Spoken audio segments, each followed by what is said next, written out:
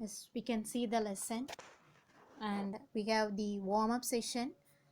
There are several physically challenged people who have lived successful and meaningful lives. So even though several physical challenged people in the world, they had crossed so many difficulties, they had made their life very successful and meaningful one.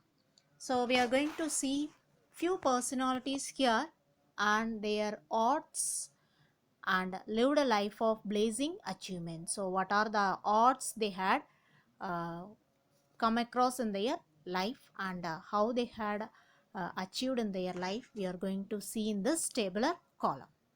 So here a few personalities, disabled personalities were given, and their disability is given as a nature of challenge and in what field they had achieved is also given.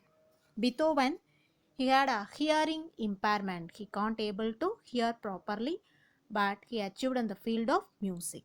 Then Demosthenes, he his disability is stammering. He can't able to speak fluently, but he achieved in the field of being a great orator, a great public speaker. Then Helen Keller, she is both blind and deaf, and she only had produced the educational system for the blind people. Then Mariappan Thangavelu, he had a disability in his right leg and he achieved in athlete and high jump. Then Mozart, he had a neurobehavior disorder. He achieved in the field of music. Then John Milton, he is blind but he achieved in writing poems. Then Sudha Chandran, her right leg was amputated, removed, but she achieved in the field of dancing, particularly Bharatanatyam.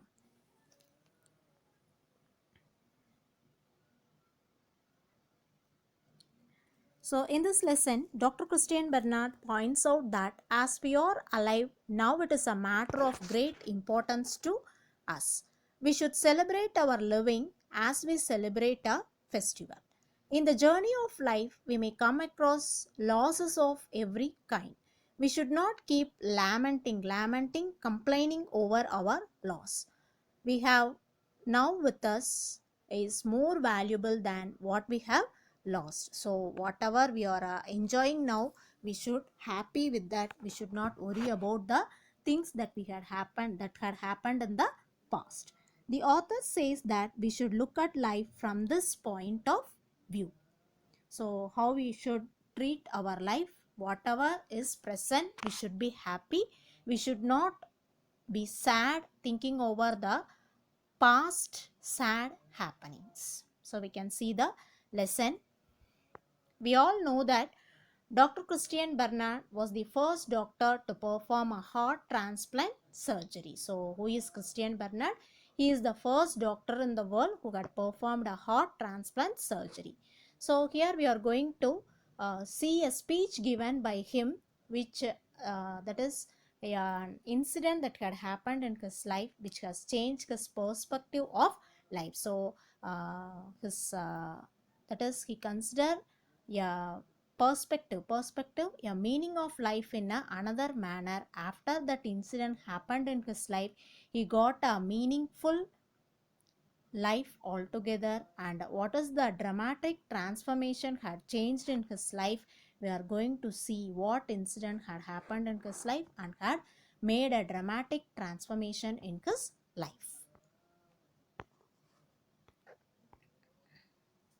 More and more, as I near the end of my career as a heart surgeon, so as he experienced along as a heart surgeon, my thoughts have turned to the consideration of why people should suffer. So after he achieved a lot, he started thinking about analyzing why the people in this world are suffering a lot. Suffering seems so cruelly prevalent in the world today. So what is prevalent, what is common in the world today means the people who are suffering a lot is common.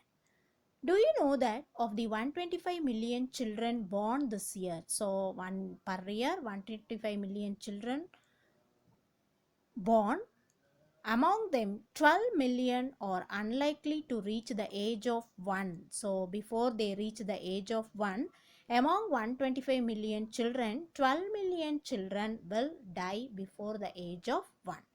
Then another 6 million will die before the age of 5. So remaining rest of the children may survive in this world, but they also had some difficulties, such as some children have mental difficulties and some children have physical cripples disabilities. My gloomy thoughts probably stem from an accident I had a few years ago. So, those why Dr. Christian Bernard, he was going on thinking about the sad happenings in the life of the people. He also come across such a sad happening after he met with an accident a few years ago. So, what when he got an accident, met with an accident means he and his wife, they had a lovely meal together. They had their meal in a hotel. Then after that, they decided to cross the street, and next minute, so while they were ready to cross the street, the next minute a car on the way had hit Dr. Christian Bernard and throw him into his wife. Then, with the force, she was thrown into the other lane and struck by a car coming from the opposite direction. So, unfortunately, she was thrown into the other part of the street, and moreover, what had happened means a car is approaching from the opposite direction, struck her. During the next few days in the hospital, so they have to be hospitalized for few days in order to recover from the accident, recover from the wound they got because of the accident. So while he was hospitalized, he experienced not only agony, pain and fear, but also anger. So mostly he had agony, pain and fear, but to overcome his agony and fear, he was so much angry. I could not understand.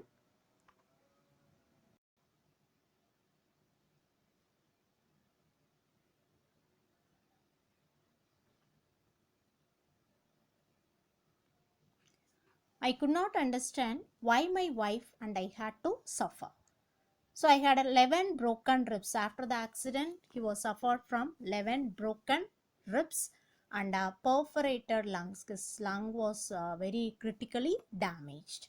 My wife had a badly fractured shoulder. So his wife had a fracture on her shoulder. Over and over, I asked myself, why should this happen to us? I had work to do. After all, there were patients waiting for me to operate on them. And we had a young baby. My wife had to take her. So, what had happened means he is going on asking himself why this accident had happened to them, because he had a lot of work to do and his patients were waiting for surgery and his wife had to look after their young baby.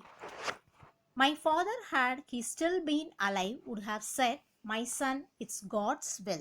So if my father is alive, what he would say, what he would advise me means, it's God's will. Because of God's will, everything is happening in the world. That is the way God tests you. Suffering enables you, make you a better person. So in order to test your nobility, God had given you such a suffering, that is this accident. So because of your noble deeds you have done to others, you were saved from that accident. So if his father is alive, these are the sayings he can get from his father. But as a doctor, I see nothing noble in a patient thrashing around in a sweat-soaked bed. So when he was a doctor, he can't able to understand the pain and suffering of the patients. But after he became a patient, he can understand the clouded mind that is in agony, and always the patients had to be on the sweat-soaked bed, and nor can I see any nobility in the crying of a lonely child in a ward at night. So as a doctor, he can't able to find any nobility in a patient, because that is lying very simply on the bed. It is a very critical suffering the patients are undergoing. In those days, they did not have sophisticated heart surgery. I have always found the suffering of children particularly heartbreaking, especially because of their total trust in doctors and nurses. In those days, the heart surgery is not a sophisticated one, it is not a comfortable one. So, when the children or the patients of Christian Bernard, the relatives of the children had so much of trust in the doctors and nurses, and they believed that they are going to save their children. But if you can't, they accept their fate. So if the doctors and nurses, they are not able to help, they can accept their fate. So what the relatives will do means they accept their fate if the doctors and nurses said that they can't able to help them. They go through mutilating surgery and afterwards they don't complain. So they are going on continuing the surgical things, and afterwards the relatives, they don't make any complaint because they accepted it was their fate. One morning, several years ago, I witnessed what I call the Grand Prix of Cape Town's Red Cross Children's Hospital. It opened my eyes. So, what Christian Bernard had in his mind means he had a long discussion and analysis about why the people are suffering a lot. He can't able to believe in the words of his father that because of God's will, the people are suffering. So, for everything, he got a conclusion and also a solution while he witnessed the Grand Prix of Cape Town's Red Cross Children's Hospital. When he went to Grand Prix Cape Town's, it was a hospital for children. It opened his eyes to the fact that I was missing something in all my thinking about suffering. So when he went there, he just forgot his analysis about suffering of people in the world. Something basic that was full of solace for me. So after he witnessed the incident that had happened in the Red Cross hospital, he got a comfort for his solution. What happened there that morning was that a nurse had left a breakfast trolley unattended.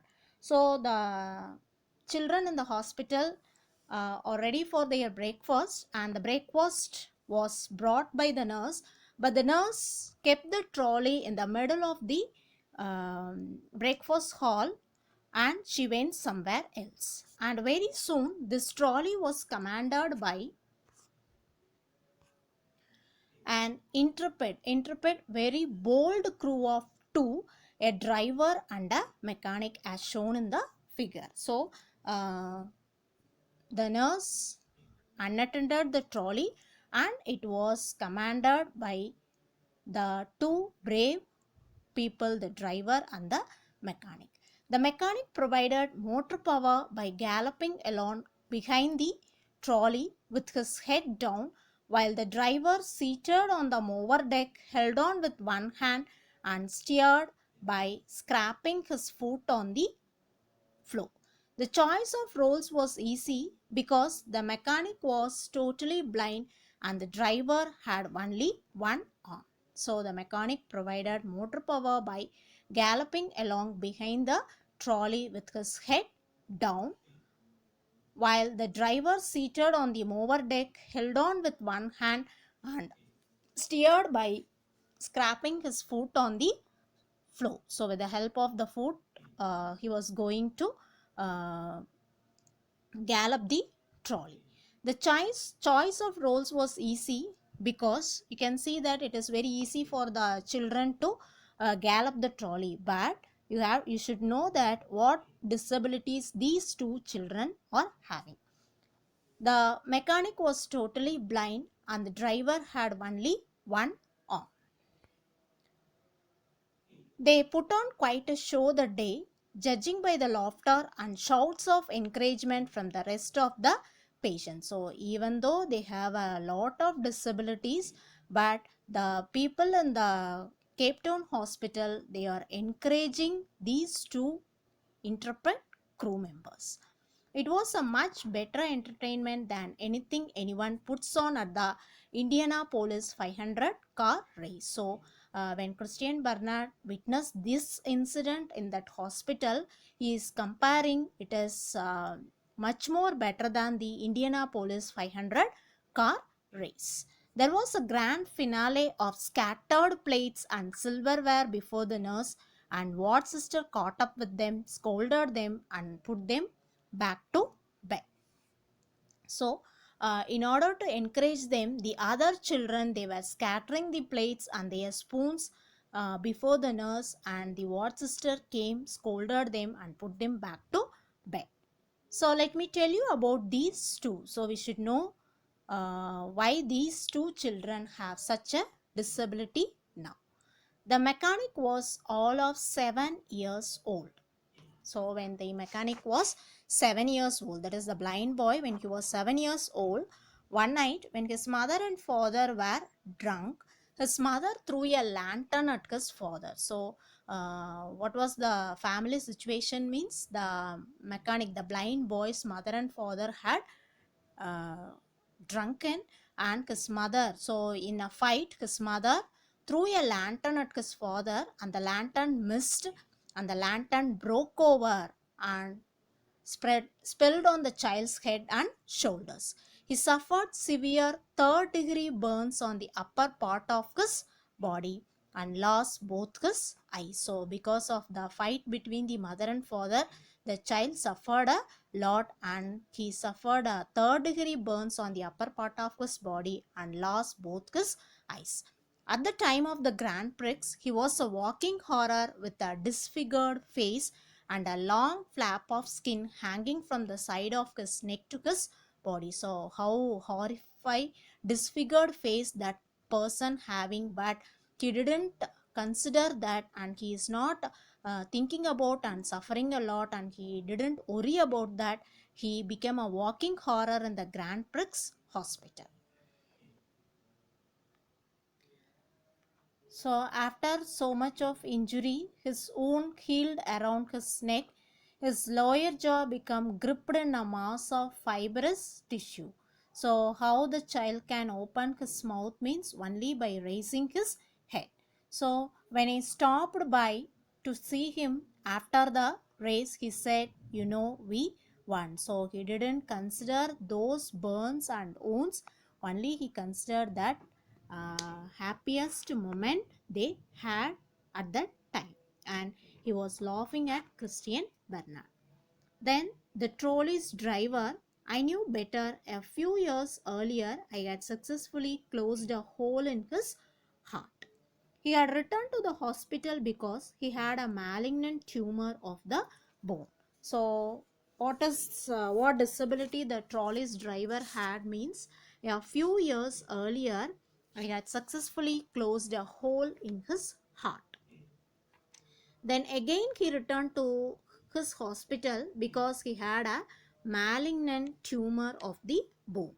A few days before the race, his shoulder and arm were amputated. So few days before that trolley galloping race, his shoulder and arm were amputated, removed. There was little hope of his recovery. So still Christian Bernard said there was little hope of his recovery. So only he is counting his days. But they are spending that happiest moment. After the Grand Prix, he proudly informed me that the trolley's wheels were not properly oiled, but he was a good driver and he had full confidence in the mechanic. So what complaint he made when Christian Bernard saw him, the wheels were not properly oiled, but he was a good driver and he had a confidence in the mechanic. So even though they had a great suffering in their life, but they are enjoying each and every moment. So these two incidents had changed, yeah, had given a dramatic transformation in the mind of the author. Suddenly, I realized that these two children had given me a profound lesson in getting on with the business of living, because the business of living is joy in the real sense of the word, not just something for pleasure, amusement, recreation. The business of living is the celebration of being alive. So, what we have to do, what lesson Christian Bernard had learned from the two children means life is not pleasure, amusement, and recreation. We should be happy that we have to celebrate of being alive. So, we have to compare yourself with the inferior people and you should be happy. I had been looking at suffering from the wrong end. You don't become a better person because you're suffering, but you become a better person because you have experienced suffering. We can't appreciate light if we haven't known darkness, nor can we appreciate warmth if we have never suffered cold. These children show me that it is not what you have lost that is important. What is important is what you have led. So, even though the children are suffering a lot, that is a little bit moment they are giving the whole children in the hospital a happiest moment. So like that we have to leave something for the world.